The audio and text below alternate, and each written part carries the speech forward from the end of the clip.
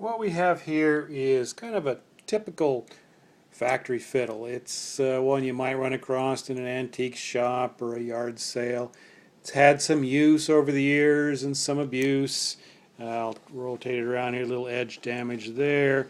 Look at the back, and nice wood, kind of a friendly feel to the whole thing. I'll pull the top off here, which is loose, and zoom in on the label. And you can see it says Jacobus Hornsteiner, 1936, a copy of Antonius Stradivarius. The 1936 is probably accurate. The rest of it just basically means this is a violin. The little label, the VN099, is an inventory label I put in. If we look at this, we can see here, I'll get my pointer, the upper corner, it does not have a block in it. The lower corner looks like it does, and if I go to the upper corner, though, I can see there's a gap behind there. It's really just a piece of wood that has been put in to look like a block when viewed from the F-holes. These things were made on an external mold very quickly. They did what they needed to do. If I zoom in there, you can see bandsaw marks still on the ribs. It didn't affect the outside finish of it, so they just left it in place.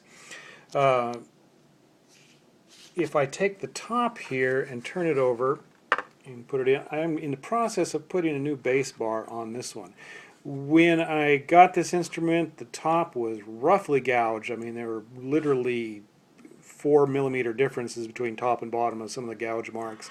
The bass bar that was in place was just wood that had been left behind vaguely in the shape of a bass bar and mostly by the F-holes, again, where you could see it from the outside.